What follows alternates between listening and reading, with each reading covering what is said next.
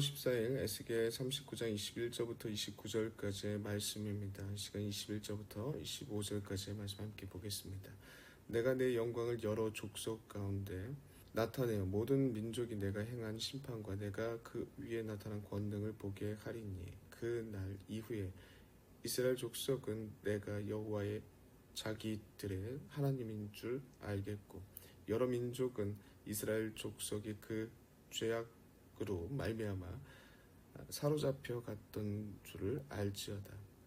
그들이 내게 범죄하였으므로 내 얼굴을 그들에게 가리고 그들을 그 원수의 손에 넘겨 다 칼에 엎드려지게 하였으되 내가 그들의 더러움과 그들의 범죄한 대로 행하여 그들의 내 얼굴을 가리었으니라. 그러므로 주 여호와께서 이같이 말씀하셨느니라. 내가 이제 내 거룩한 이름을 위하여 열심을 내어 야곱의 사로잡힌 자들을 돌아오게 하며 이스라엘 온 족속에게 사랑을 베풀지라. 아멘. 오늘 본 말씀은 38장부터 예언됐던 곡과 마곡의 전쟁에 대한 내용의 마지막 부분입니다. 먼저 이 에스겔 전체 흐름 가운데 우리가 오늘 살피고 있는 곡과 마곡의 전쟁의 내용이 어떻게 나오고 있는지 살펴봐야 할 것입니다. 역사적으로 남유다가 멸망하기 직전에 아무런 이 상황 속에서 하나님께서는 에스겔 1장과 32장에 담겨졌듯이 이스라엘 백성들의 죄와 그리고 그 주변 나라의 죄 때문에 이러한 암울한 상황이 펼쳐졌다라는 것이 나오고 있습니다. 결국에 이 암울한 상황 가운데 멸망으로 달려나가는 이유는 바로 그들의 죄 때문이다라고 지적하고 있는 것이죠. 그리고 역사적으로 BC 586년에 남유다가 멸망한 이후에 33장부터 이어지는 예언의 말씀이 주어지고 있습니다. 특별히 33장부터 37장까지의 내용을 보시면 남유다가 멸망했다라는 이 절망스러운 상황 가운데 백성들이 이 절망 중에서도 소망을 품을 수 있는 회복의 메시지가 주어지고 있다라는 그 내용이 담겨져 있습니다.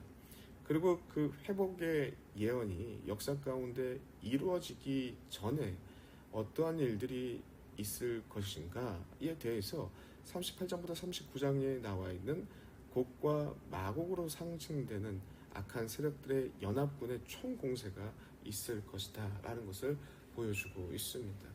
바로 그때 하나님께서는 반드시 승리할 것이고 그리고 우리에게 새로운 성전과 새 예루살렘을 새로운 영광을 주실 것이라는 내용이 이어지는 40장부터 48장까지의 흐름입니다.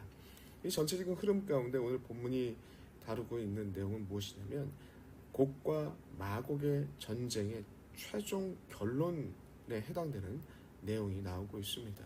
두 가지 핵심적인 내용이 나오고 있는데요. 첫 번째로는 이스라엘의 포로됨은 하나님의 무능력이 아니라는 말씀이 나오고 있습니다. 21절부터 24절까지 나오고 있고요. 과거에 이스라엘이 바벨론 등에 의해서 멸망당하고 포로로 끌려갔을 때 이방 나라 사람들은 이스라엘 하나님이 무능해서 자기 백성들을 지키지 못한다라고 이렇게 조롱했던 내용이 있습니다. 그러나 이 오늘 본문을 통하여서 하나님께서 예언하신 말씀을 보시면요, 하나님께서는 이 곡과 마곡 그들을 치시고 멸망으로 이끄실 때 보시면 하나님은 초자연적인 역사로 그들을 멸하시겠다고 말씀하십니다. 이스라엘의 능력이 아니라 하나님의 초월적인 능력으로 이 마지막 총공세를 치르시겠다라고 말씀하십니다. 이것은 무엇이냐면 하나님이 무능해서 하나님의 백성들을 멸망시킨 것이 아니라 그들의 죄 때문이고 하나님의 능력은 이런 무능력이 아니라 초월적인 능력을 충분하게 갖고 있는 분이시라는 것을 드러내고 있는 것이죠. 문제는 백성들의 불충한 모습 때문에 그렇다라는 내용이 나오고 있는 것이죠.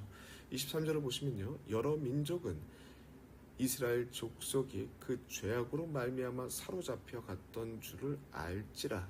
그들이 내게 범죄하였으므로 내 얼굴을 그들에게 가리고 그들을 그 원수의 손에 넘겨 다 칼에 엎드려지게 하였으되라고 되어 있는 것입니다. 이스라엘 포로됨은 하나님의 무능력이 아니라 그들의 죄 때문이라는 것을 말씀하고 있는 것이죠. 두 번째로는 백성들의 회복은 하나님께서 그의 이름 때문에 이루신다라는 것을 강조하고 있습니다. 25절부터 28절까지에 나와 있는 내용이죠. 이 내용은 앞서서 하나님의 백성들을 회복을 시키실 때 언급되었던 반복적인 내용이기도 합니다.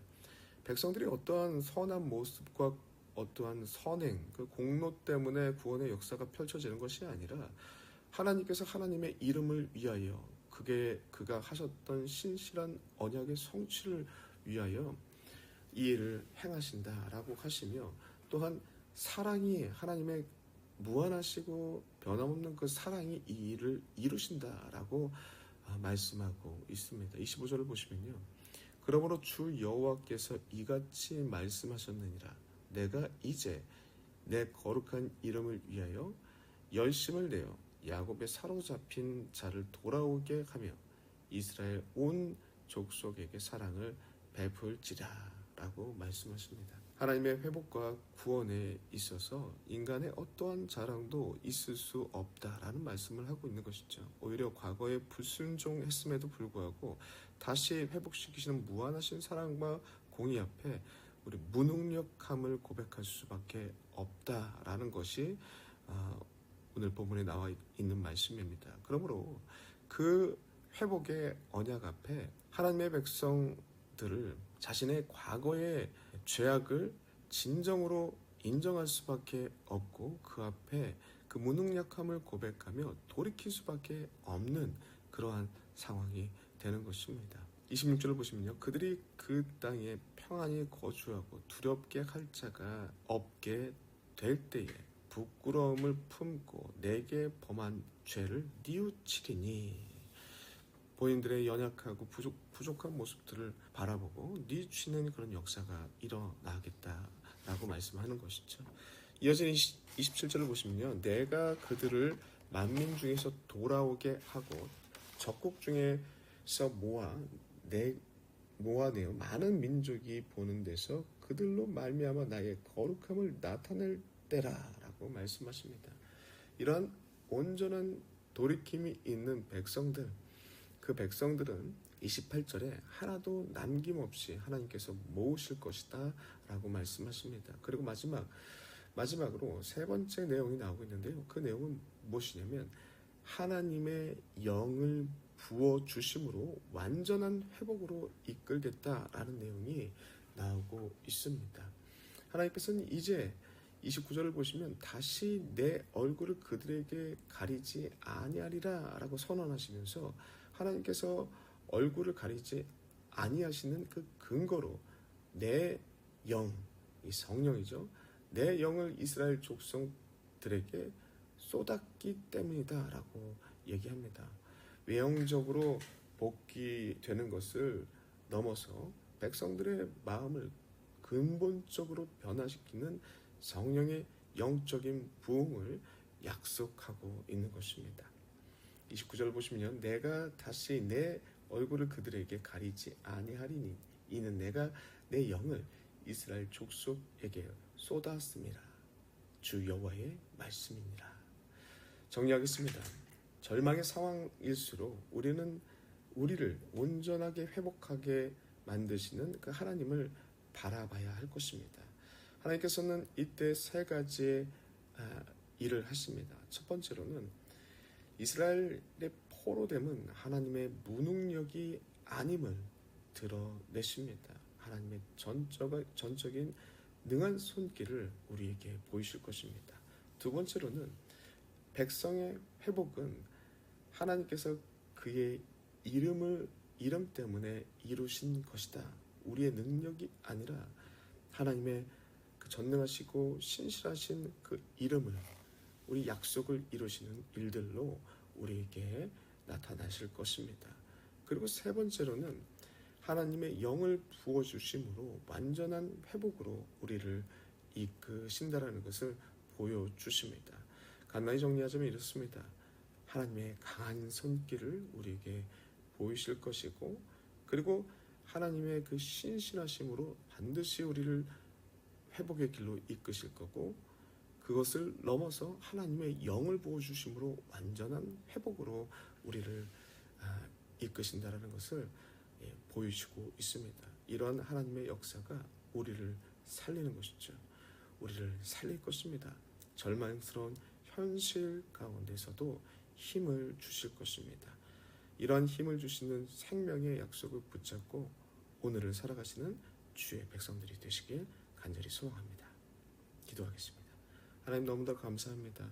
귀한 말씀 주시고 우리에게 하나님의 전능하신 손길과, 그리고 하나님께서 이 회복의 길을 반드시 우리에게 주시는 그 하나님을 바라보게 하시고, 하나님의 성령을 부어주시는 완전한 회복으로 이끄시는 그 하나님을 날마다 바라봅니다. 우리에게 은혜를 허락하여 주시옵소서. 예수님의 이름으로 기도드립니다.